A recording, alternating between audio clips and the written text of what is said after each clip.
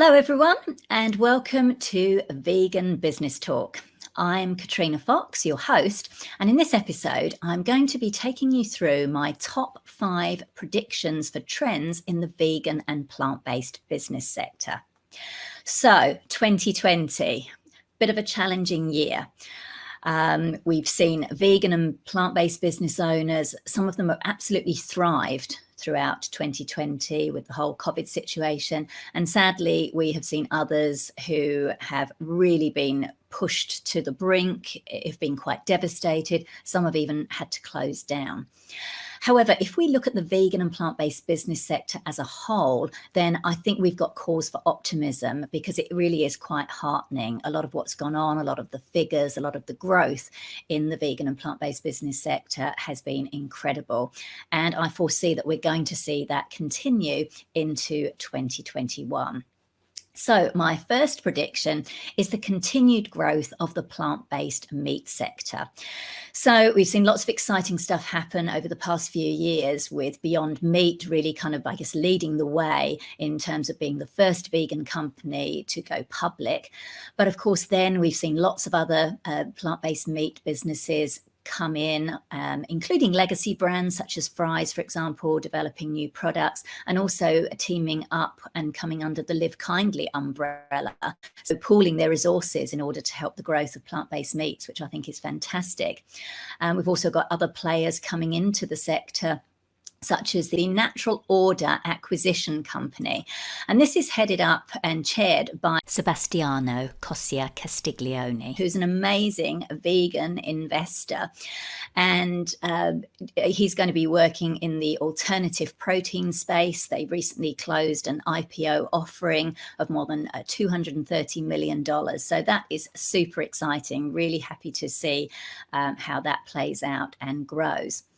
Another really interesting development has happened just recently with Matthew Glover, who is the co-founder of Veganuary, who has launched vegan fried chicken.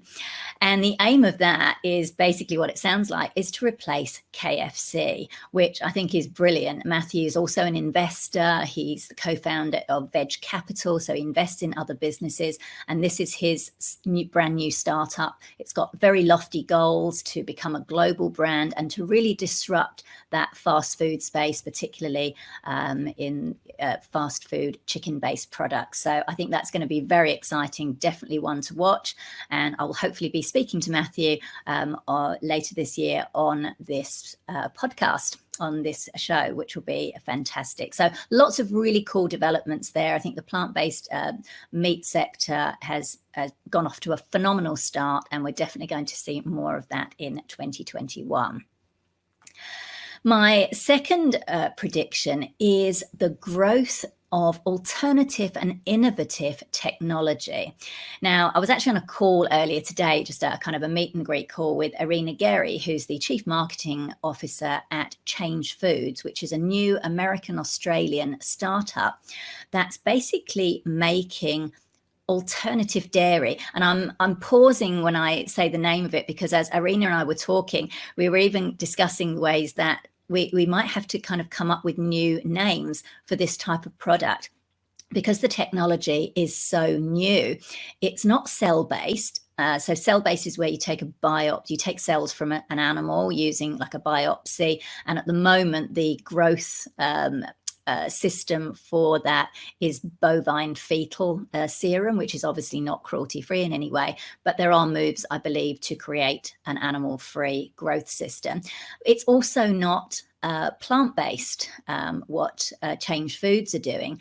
What it is, it's something quite new, and it's a biotech system that uses yeast and then you program the yeast. You can tell I don't really know the exact tech, but this is a kind of very simple helicopter ride over the process. The yeast is fermented and it's programmed to basically create a product such as cheese, for example, that's an identical replica of the cheese. So it would have the casein and everything in it that would normally be in a cheese, a dairy-based cheese. But the cow or any other animal is not touched in any way, so they're not poked or prodded or are involved in any way. And that's an interesting one. And we were kind of having that discussion of, well, is it vegan? Can we call it vegan? So I think that is really quite exciting and interesting. And they are doing some very cool work. Change Foods are doing some very cool work. They've got like PhD microbiologists in the lab doing the work. And then they've also got Irina, who's the chief marketing officer, who actually left her position as a senior brand manager at Danone, which is a huge multinational French corporation, food products corporation. And she specialised in plant-based foods there. So I think that's going to be really definitely one to watch. And I think we're going to see more continued innovation of technologies that we just don't know about. We're going to have to get our head around those and what they mean, how consumers will respond to them, and what we're going to call them. So that's really exciting stuff. And I guess along those lines as well is the continued development of 3D printed foods, which I've talked about that on the Vegan Business Talk podcast before. And it still kind of blows my mind, the idea of being able to print your food. It really it seems like we are getting closer and closer now to the days where, just like we've got our regular printers in our home, like to print, paper coming out and printing out documents, that we could eventually have a home-based 3D printer where we program it and it prints your food. So, you could say, right, I'll have a vegan cheeseburger, please. And it just appears. And I know it sounds so sci-fi. It sounds like Star Trek and the Replicator. And I've said this before. I mean, for me personally, I really like this idea because I am not one to spend time in the kitchen. I'm not interested in making food. I'm a brilliant lunch and dinner guest. I love eating other people's creations, but I don't want to make it. So the idea for me to have something just materialize with, doing very little effort, I think is pretty cool. But certainly, some amazing innovations are coming out in the alternative tech space. So that's my prediction number 2.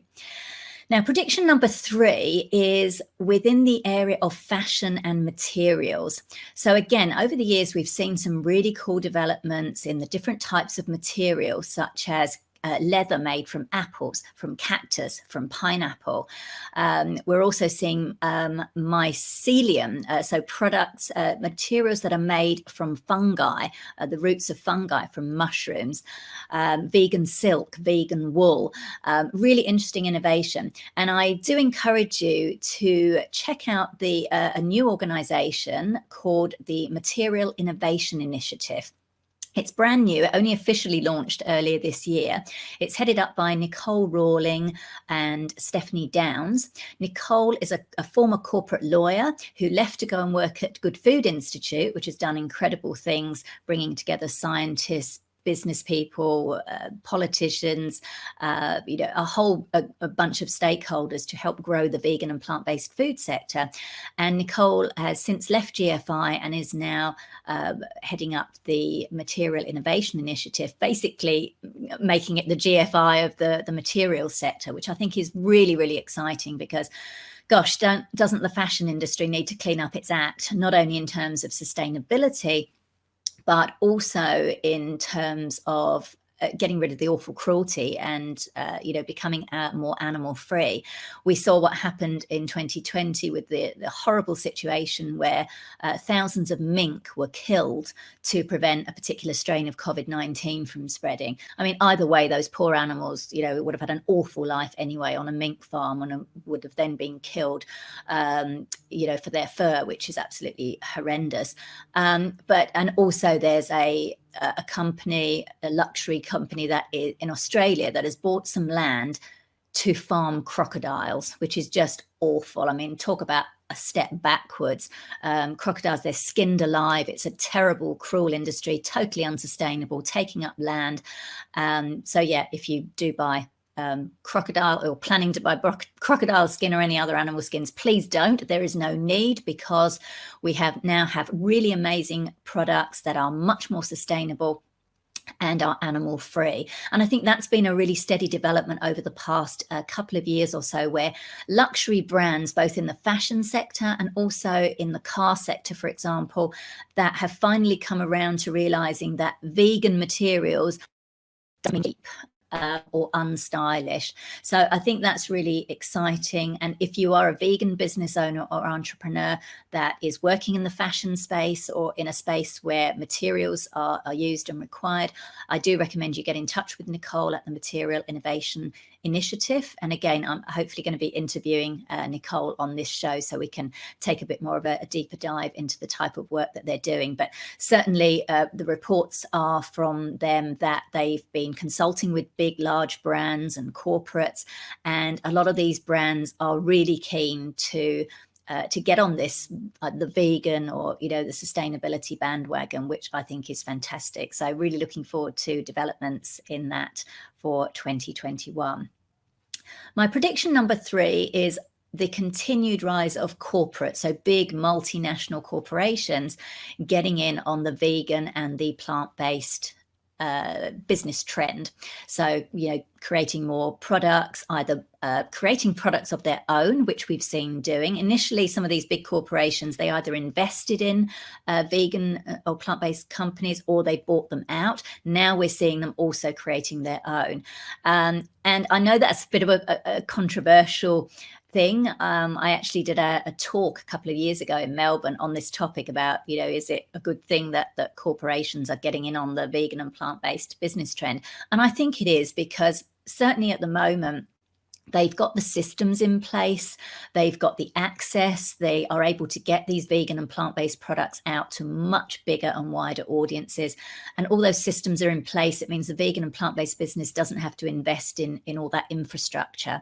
So I think it is actually a good thing. My other argument, and I know not everyone agrees with me on this, is that obviously these corporations are in it for profits. A lot of them are not particularly ethical. Ethics are not their first priority, but I think that they're in it for the profits. But so my argument is, if we can continue to increase that demand, that consumer demand for vegan and plant-based products, then those corporations will see, oh, people want ethical products. There's money in this, therefore let's up our ethics game. Let's be more ethical. Let's be more sustainable. So that's my optimistic view. And we're seeing already, even just this year, companies like Nestle, Unilever and others in the UK in particular are getting involved in Veganuary, which also is continuing to grow, which is absolutely amazing. I believe more than 1 million people have now signed up to Veganuary, which is the month of January where people are encouraged to try vegan. You can sign up on the website, veganuary.com. You can still do it, even though we're in, the first week in January now. You can still sign up and you get support and help in eating vegan for a month. And the stats show that majority of people do actually stick with it longer than that, which is absolutely amazing. And of course, as I mentioned, a lot more brands and supermarkets, retailers really getting in on Veganuary, which is absolutely brilliant and exciting. And finally, my 5th tip is more investors coming into the vegan and plant-based business sector. And again, this is really, really exciting, because for any business to grow and scale, you've got to raise capital. And it's one of the things that when my clients come to me and they're consulting with me or they're asking with me, it's like, how do I raise more money for my business? So I think it's really heartening that there are now more investors in this space. Not all of them are vegan themselves, but they're, again, bit like the corporates. They're interested in the sector because it's profitable. And that's fine. That's great. It means, a lot of them are coming from, very experienced backgrounds. Some of them, they've invested in lots of other companies. Some of them have their own companies. And so they bring with them not only funding, but a lot of them will also bring a lot of intel as well, which ties in, again, I think, with the corporates as well, is they also I'll just quickly go back to that. Some of the corporates are also offering accelerators. So not only buying out or investing in companies, some of them are just running accelerators where they're not even taking equity in the company, but they are providing intel and support to vegan and plant-based startups. And in exchange, the corporates are getting information and learning from the startups on, on certain things like how to pivot and some of the, the new and latest innovations. So it's a win-win. And I think we're seeing that with investors as well. Investors are keen to come on board and support vegan and plant-based startups. If you go to veganbusinessmedia.com, the website, I've actually got a blog post on there there called How to Find an Investor for Your Vegan Business.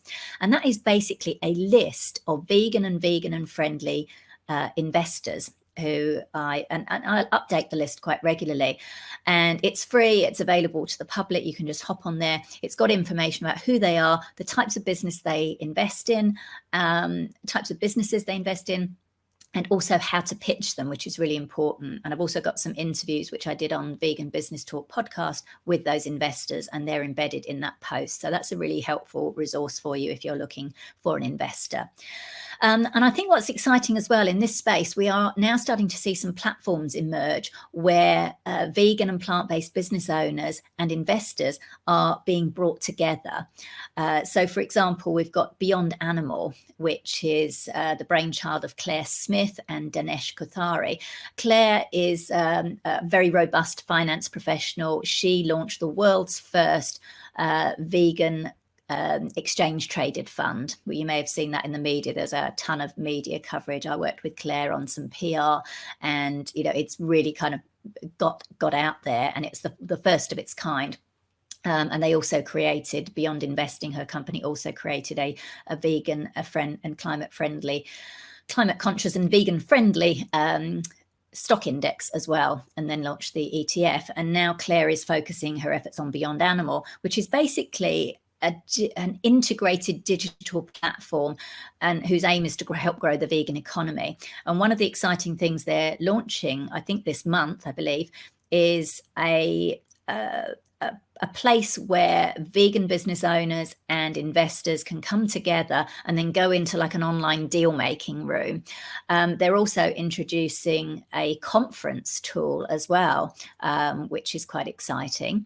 And that conference tool kind of leads into the deal making room as well.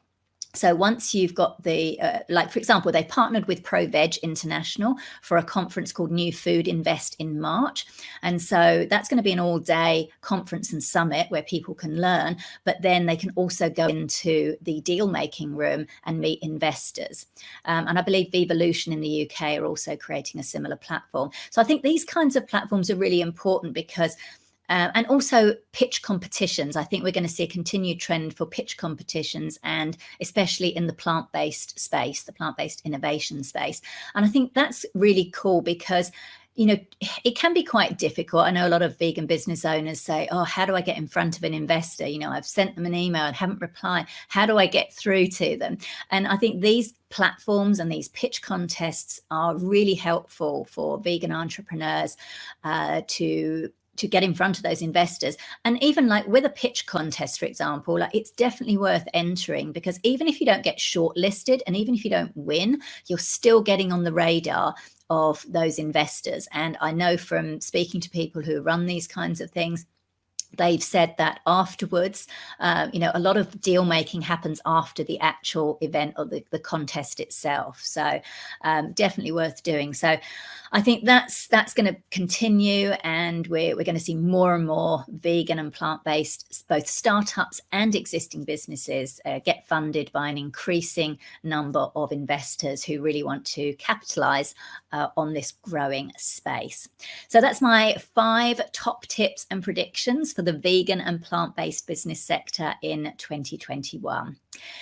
If you'd like more free resources, or if you'd like to work with me, do check out veganbusinessmedia.com and you can find out all the details there.